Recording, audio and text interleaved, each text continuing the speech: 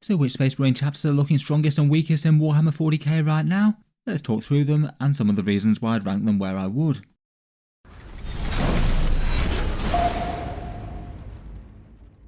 Hello and welcome back to Auspex Tactics, where today we're talking Space Marines, and in this video I thought it could be interesting to cycle back to chapter power with which of the various Brotherhoods of Astartes add most in terms of their unique characters and datasheets and supporting rule power.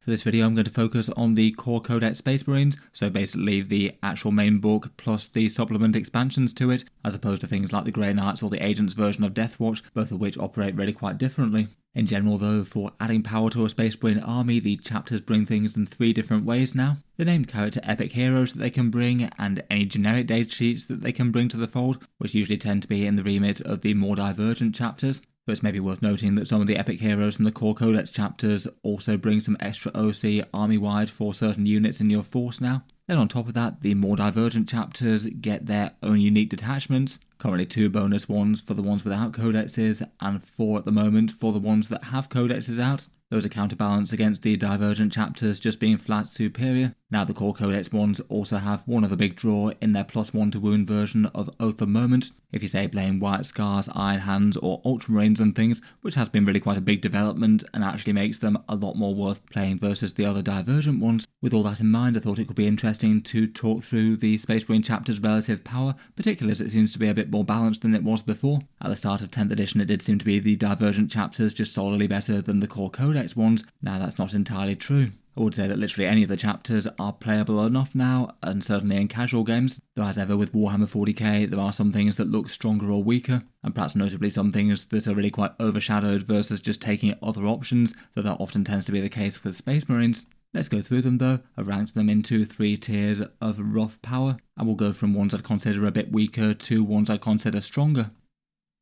First up, starting with tier 3, here I've chosen to rank the Black Templars and the core codex chapters that aren't Ultramarines, even though these might be on the lowest rung in my estimations. Certainly compared with how they were in the past, I feel like they're solid enough. The Black Templars are still within Games Workshop's target win rates, and for the other core codex ones, I'd say that it's maybe not that they're just outright weak, but more just kind of thoroughly overshadowed by the Ultramarines, and they still do have the draw of boosted Oath of Moment versus the other divergent chapters. If Ultramarines didn't exist, I feel like they'd get a lot more favour.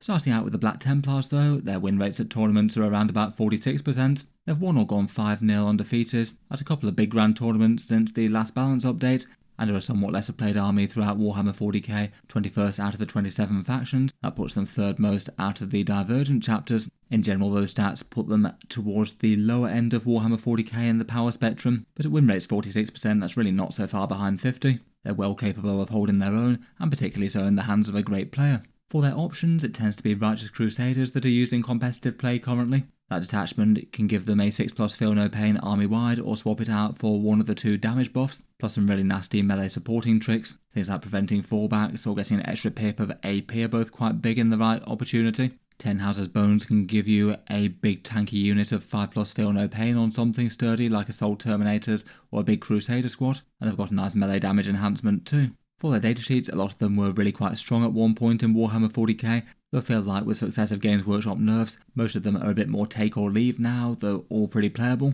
Sword Brethren with either Hellbreaks or an Emperor's Champion will still be able to delete the vast majority of things in the game, but cost a fair bit and aren't really all that sturdy on the hit back. I've seen people using both small and bigger Crusader squads since the points changes. I feel like the big one would be more optimal, but now it costs more than the smaller version per man, so there's perhaps a bit more room for both. You could make a big tanky squad either with 10 Houses Bones or Grimaldus in the unit though, and they do also get their multi-melter tanks and things. Maybe Templar Impulsors with the multi-melters being quite nice to deliver Sword Brethren, or they could do weird Ironstorm Spearhead things with a bunch of Upgun Gladius and Repulsors if they wanted. Overall I feel like it's not really that they're outright weak at all at the moment, it's just that most of their unique datasheets just feel a little bit more borderline than they did before, and maybe not adding huge amounts more than the core codex. And compared with the other chapters, the other codex ones get the big boosted +1 to wound Oath, which is a huge advantage. And it does feel like the Space Wolves have a lot of fairly similar rules to them with their core detachment, so perhaps a bit more competition between the 2 armies there for direct power for doing the same job.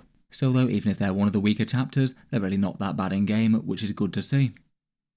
Otherwise, for the group of chapters that I ranked down here, these are the non-Ultramarines Codex chapters, so basically a grouping of Imperial Fist, Raven Guard, Salamanders, Iron Hands, Crimson Fists and White Scars. They had been massively overshadowed in early 10th edition, and Games Workshop did make some efforts to try and bring a bit more draw to them in the last balance pass. As mentioned, boosted +1 to wound Oath of Moment is a really big draw versus the Divergent chapters, and perhaps to try and give them a bit more to talk about besides Ultramarines, they also have their OC boost, where for each of these, one of their characters will make one of your Space Marine unit types +1 objective control, which is certainly handy for certain units that you might have as a focal point of your army.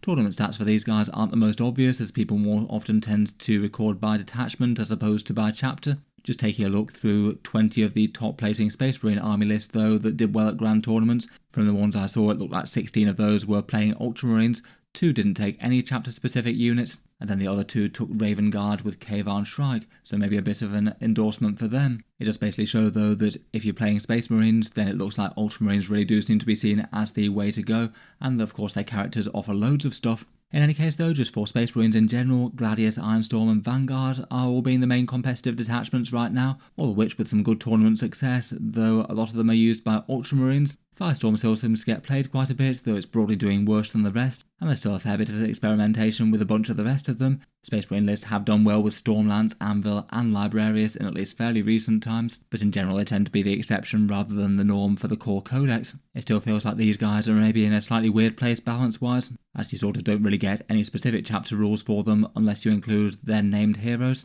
and the opportunity cost still feels kind of big, say including the 70 points White Scars Corsair Khan, you're potentially turning down literally hundreds and hundreds of points that you could have invested in unique datasheets for the Divergent chapters or for say Ultramarines characters which have far more on offer. For actually rating their individual chapters, it's broadly going to be rating their characters, and I would say most of them are pretty well usable. As the tournament results suggest, I would rate Raven Guard just a little bit higher than the rest of them perhaps. Shrike's really quite powerful with his lone operative style jump infantry unit, and particularly now he makes jump intercessors OC2, it makes them an even better trading unit with him. Otherwise for character power, Salamanders are pretty nice with Vulcan Hestan and Adrax Agatone both being solid. And literally all the rest have some draw. Iron Hands Phyros with a unit of heavy intercessors with a Redemptor or something to buff. Tor Garadon is a bit specific but hits dead strong against vehicles, and Lysander's usable too. Pedro Cantor's a really solid datasheets, though maybe a bit hamstrung by not wanting to be in transport. Stern Guy got a lot better and making them OC2 is relevant too. And White Scars have Corsair Khan, maybe adding some of the least I feel given that he's a cheap beatstick sort of character. I think for 70 points though, he too is a pretty great deal for the one squad that he'll lead, between the Lance and the flurry of devastating wound melee attacks. Making Outriders OC3 is also alright as well, given that they got some improvements and they're fairly sturdy. Overall I'd rate these as playable but overshadowed, with the Ultramarines just being the way to go on the competitive scene currently. Before we move on, I'll just give a quick shout out to today's video sponsor in Titan's Terrain, which is one very different option for a Warhammer 40k battlefield terrain set. If the most important things to you are portability, storage, and having the set ready to play as soon as it gets delivered as opposed to having to hobby it up. The idea behind their stuff is that they have a grid of 12 tiles which make a 45 by 60 inch board, the right size for 40k. Those tiles fold in half, and when you deploy them, up springs a building, basically made of folded cardboard, and that means that the whole thing can be flat packed and put inside a box set the size of a normal board game, and it could be handy for people who either need to travel with it or don't have the space to store other terrain types. They've got a few different styles of the terrain which I'll talk through at the end of the video for any who are interested, and as mentioned I do think they have some pros and cons versus other types. It won't be the right one for everyone, but I think it does have a good use case. They'll be linked down in the video description if you want to check them out, and a big thank you to them for sponsoring this one. Back to the Astartes chapters though, and in tier 2 I've chosen to rank the Dark Angels and the Space Wolves. Again I'd say the power balance isn't absolutely spectacular between the various different chapters, though I'd rate them a little bit higher than the ones mentioned previously, and a little bit lower than the ones I've put in tier 1. First up, we've got the Sons of Ross. Their tournament win rates are a touch higher than the Black Templars at 48%. They've just got the one event win or 5-0 undefeated run in the latest balance update, and are one of the lesser played out of the Divergent chapters, 4th out of 5 there. I have a suspicion that people are a little bit less tempted to jump into Space Wolves in a big way at the moment, given that it's largely expected they get a big range update at some point in 10th edition. For Space Wolves unique detachments, they've just got the 2 at the moment, not having their codex, though out of those it's still only really the Champions of Ross that gets played in competitive lists. The choice is generally between that and the Space Marine core codex Stormlance, The Stormlance Task Force is the one that gives you the buff to mounted units, and that's really nice for their Thunderwolves. A lot of lists wind up running 3 units of 6 of them along with multiple characters attached to basically put the enemy in wolf jail. Really big, tanky and fairly threatening models blocking the path, taking masses of firepower with a good defensive stratagem, and also having a lot of nice movement shenanigans, including being able to charge really far, and things like reactive moves. It seems to be the Champions of Rust that is the single most played one though, and most successful currently. This was really underwhelming at the start of 10th edition, but now they start with one of the sagas active automatically. That changed things quite a lot. They get a big army-wide buff to start with, and then there's a good chance that some of your heroes across the course of the game achieve a quest or two, and you could well have a seriously stacked army for damage or defense by the end of the game if the stars align. Some of the stratagems and enhancements do depend a bit on actually getting those sagas done, but even with that they have some nasty tricks, again access to extra AP, and a bunch of other good melee close support style things. Enhancements I'd rate as usable as opposed to massively standout. Currently for their stronger unique units, as it does seem to be a few choices that crop up far more than others. As mentioned, the Thunderwolf Cavalry with their battle leaders and Wolf Lords are good. Beyond the Fell-Handed is a pretty common include in the Champions of Rust. A particularly sturdy and threatening character model is a good one for triggering those sagas. Ragnar Blackmane brings a whole bunch of high AP damage 2 attacks to the fight, nice and strong with the wound rerolls of Assault Intercessors or others. Logan Grimnar is a punchy Terminator character that can give you some army-wide rerolls, and Wolfen went up a little bit in the last balance update, though still a whole load of stats for their cost with their damage 2 hammers. Often lists tend to take a good mix of the Space Wolf unique stuff with a bunch of the good Space Marines supporting things, maybe things like Infiltrators, Scouts, Vindicators or other Space Marine fire support. There is quite a lot of flexibility as what might go with the core of the Space Wolf units. The overall outcome looks like the Space Wolves are rather well balanced right now, perhaps biggest downsides being that a fair few of their characters or their more sort of battle line Space Marine equivalent style units perhaps aren't quite so commonly seen on tournament tables, and as mentioned I wouldn't be too surprised if a bunch of people who want to collect them might be holding off for a range update. Next up here I also chose to place their bitter rivals, the Dark Angels. Tournament win rates are around about 47%, and 3 tournament victories or 5-0 undefeated runs since the previous balance update. They played a bit more than the previous ones, and are currently the second most played Big Divergent chapter at Grand Tournaments. The Unforgiven have certainly had some ups and downs following the release of their underwhelming codex, really quite a lot of big nasty buffs added onto their units to make them far more threatening, but then tempered by a few of those units going up in points a bit, and they also maybe felt the pain of the Fire Discipline nerf to Gladius Task Force, at least in the last rules update. As a result of Gladius being nerfed though, it maybe looks like Dark Angels lists have got a bit more varied. It still seems to be overall the most played detachment, with delivering a lot of their quality elite infantry units into melee. Things like Inner Circle Companions and the Deathwing Knights appreciate the advance and charge and things like that Lance melee stratagem that they have. Though perhaps the biggest change since the balance update has been their bikers getting a lot more success. We had buffs to Samael, Company of Hunters, Black Knights and Outriders in the December update, and that seems to have resulted in the Stormlance Task Force and Company of Hunters also taking off a bit. They're still not being played quite as much for the Gladius, but they can support their biker units rather well, and do seem to be doing quite well for the people playing them. Stormlance is mainly helping out their mounted units, but permanent advance and charge still definitely isn't nothing for Deathwing Knights and Inner Circle Companions either. Their Grotmus detachment, the Lion's Blade, hasn't been doing quite so well though. For stronger units besides their elite melee, the Lion is still usable. A big scary threat, but at a big points price tag. He's hard to deal with for certain melee armies with his fights first. Judaseers or Librarians are both good buff characters for the Inner Circle Companions. Asriel still tends to be in the vast majority of army lists between his good buffs and command point generation. It looks like a few of the biker lists are tempted by some Outriders giving their damage boost to attached characters. Pretty powerful to get Samael with +1 damage on the charge. I'd say maybe the biggest issue for the Dark Angels right now are that their unique themed codex attachments still seem to be really quite underpowered versus the core codex for the most part, at least for the ones that support the entire army and aren't just really quite focused on the Raven Wing like the Company of Hunters one. Plenty of their characters, besides Asriel and the Lion, just feel a bit on the overcosted or underwhelming sort of side of things as well, even if they're not unplayable.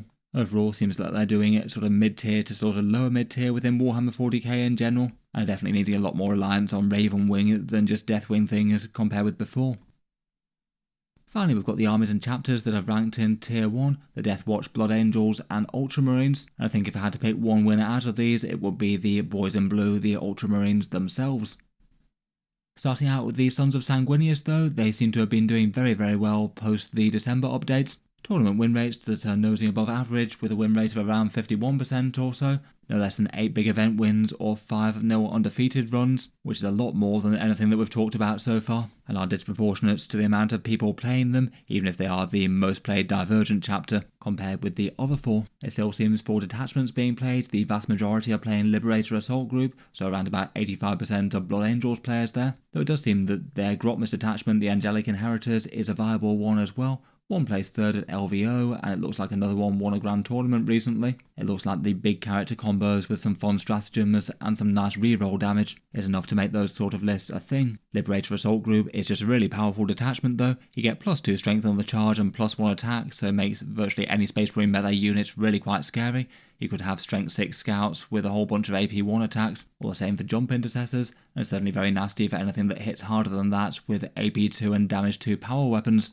Otherwise they get advance and charge and fallback and charge, both of which are good things as well, plus the brutal red rampage stratagem, though having to maybe make some decisions as to whether or not you go for doubling down on the buffs or avoiding battle shock. For their unique units being played, Sanguinary Guard are pretty standouts just with their raw stat lines alone, that certainly can be attached to by Dante or captains. Death Company with Lamatis are still an absolute powerhouse with some better than average defense due to their -1 damage built in. Jump intercessors and assault intercessors may be supported by captains, maybe the rage-fueled warrior captain on foot in particular, and Blood Angels can often afford to have a good amount of really cheap fighter units that can punch above their weight, and then back that up with a bunch of Space Marine armour and gun tanks if they want to. It does seem that at least a fair list are running a good amount of Ballistas, Dreadnoughts, Predators and Vindicators. Between all that, it does look like their stats are doing well both for the average player and at the actual top levels of tournaments too. It doesn't necessarily mean that they're a super straightforward army to play as well, often needing some pretty big decisions as to what exactly your melee units commit to and whether or not they can wipe stuff out. Maybe for biggest weaknesses, the Angelic Host and Lost Brethren are still just far weaker than Liberator Assault Group, and there's still some very underpowered datasheets like most of the Foot Death Company or the Death Company Dread. Next up, we've got the Inquisitorial Xenos Hunters that are the Deathwatch, and it seems that it's been a rather good return to form to them since their index returned to Warhammer 40K. 52% wins at tournaments so far, with 3 big event wins going 5-0 or better, including notably the winner of the LVO, Mark Hertel. In general, they're a very niche faction in Warhammer 40k, and I'm sure their temporary sort of removal from the game into Imperial agents won't have helped with that. They're the least played out of the Divergent chapters, though I guess that might rise if they've had a few high-profile victories. In tournaments, it does look like they're being used in the Black Spear Task Force primarily. That's the one that gives them their mission tactics with their turn-on-turn damage buffs, for sustained hits and lethal hits, and the ability to flex into them. Their site-to-site teleportation is a really big one, and means that you can repeatedly deliver units to exactly where they need to be on the board. And their special issue ammo stratagems that used to be kind of niche in the past for the most part are now actually good to get some solid value out of, such as the power of their Primaris kill teams when they've been redone. In general, their datasheets are pretty solid. Deathwatch Veterans are a good general purpose datasheet with some good close range damage dealing shooting, plus some heavy thunderhammers with damage 3. They might often be joined by a Watchmaster. A character with the Thief of Secrets just makes that into a far scarier damage one. Maybe a Judas here, though a standard captain does rather well. And the other enhancements they can use are rather nice too, both the Beacon Angelus and Tome of Exoclades being good. It seems like they're in a pretty good place right now, maybe the main weaknesses being that big blocky 10-man units often mean big decisions, and they don't tend to be all that tough for the cost, so you might well lose a whole load of points of your army without much gain if the opponent can screen them out or make sure that they hit them first somehow. They did have that nerf to the Black Spear Task Force as well, mission tactics only applying to Deathwatch datasheets, which means that they really want to primarily focus around their own unique unit and not take too much support. And to be honest, I wouldn't be too surprised if with a subsequent balance pass at least some datasheets go up a bit. In particular, their Terminator unit does feel kind of weird to be only 180 points, while getting triple the heavy weapons of the standard Space Marine version. It wouldn't surprise me at all if Games Workshop did decide to put that up a touch. Overall though, it seems like it's a good return to Warhammer 40k as a full-fledged faction for the Deathwatch. Finally though, we have one of the scariest armies in the meta right now, and that's the boys in blue, the Ultramarines, who as mentioned previously have been utterly storming a lot of the top tables of tournaments in 40k over the past month or so.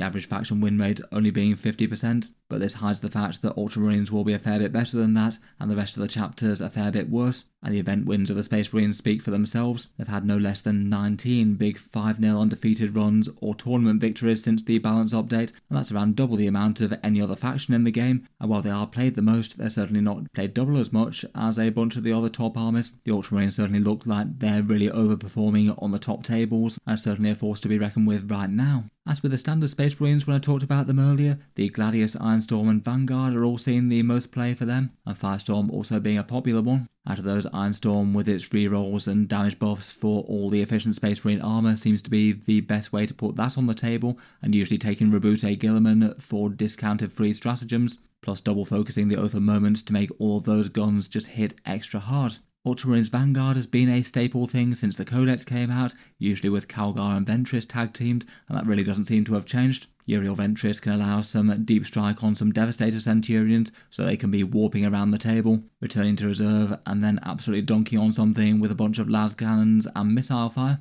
And the popularity of Guilliman doesn't really seem to have been holding back Marnius Calgar from being on the table a lot. People are still enjoying him for his command points, and often tends to be run alongside a squad of company heroes, where between him and his Victrix Honor Guards you can actually have an incredibly fighty melee unit that's really hard to take down with the -1 to wound rules of that squad. Those are the three characters that tend to be most played for the Ultramarines. I say that Tigurius is also really quite an interesting datasheet that does a lot for his units, but is just maybe a little overshadowed. I did notice him in a winning Librarius Conclave list though. And Catus Sicarius has been used by people once or twice, but again just tends to be overshadowed by the others, and his movement shenanigans, while not bad, are maybe just seen as a bit less essential than most. Between all those though, they're in a good place to make these Space Marines work well. Particularly Rebute Guilliman maybe being the big defining thing about the Ultramarines, with the option to focus down one Oath of Moment target, and then if you kill it, go after your second with another +1 to wound there. And also having free stratagems both in your turn and the enemy turn means that you can be doing a bit of Armour of Contempt or Overwatch in the enemy turn, and then flex to damage dealer style stratagems in yours. He's just easily considered worth it, even at the almost 350 points. A lot of lists tend to be taking Vindicators or Ballistas Dreadnoughts, and are supported by things like Infiltrators, Scouts, Intercessors, Incursors, Company Heroes, and the Combi Lieutenants. The vast majority of the rest of the Codex stuff is really quite usable as well though, and a lot of it will obviously vary depending on the detachment being run. Overall it does look like they're in a rather good spot right now. I guess for potential weaknesses, going heavy on the characters can mean that you don't have quite as many warm bodies on the front line, so your list might be a touch low for either OC or durability, and otherwise it does feel like Ultramarines are in the crosshairs for some Games Workshop nerfs next time there's a balance update. They have been winning events far too much to escape them, I think. Until then though, it looks like Ultramarines with their enormous damage output from double boosted oaths are looking like one of the very strongest chapters around, perhaps the strongest on the tabletops of the 41st millennium right now. I'll certainly look forward to hearing your takes down in the comments though. Which Space Marine chapters would you rate as strong or weak, and why? Look forward to hearing your thoughts as to all of them, and if you would have rated any higher or lower than I have. Finally though, for those interested, I'll just cycle back to the video sponsor in Titan's Terrain. As mentioned earlier, one option for an easy to store battlefield with their folding cardboard terrain solution.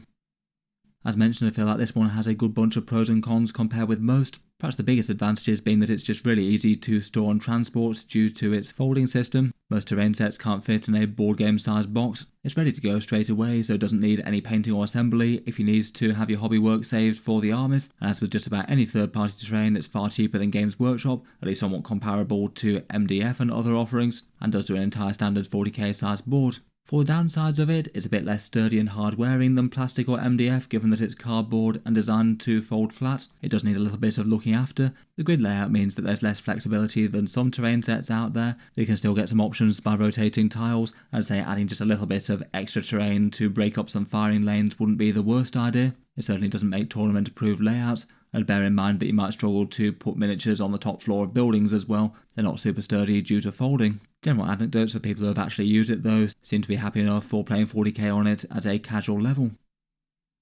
For their specific sets that they have on offer, they've got a trio of different ones. There's Forgotten Furnace one, sort of being a chaos style foundry, all glowing runes and furnaces and things. Otherwise they've got a more standard style Ruined City Shattered Hive one, bombed out ruins and armoured containers and stuff. And then they've got an Overgrown Capital one, more lush and verdant ruins, and maybe could be applicable to both sci-fi and fantasy settings.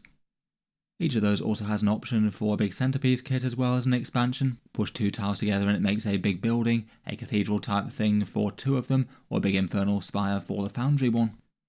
In any case, thank you to them for sponsoring this one. Feel free to check them out, links down in the video description below if you'd like to take a look at their stuff.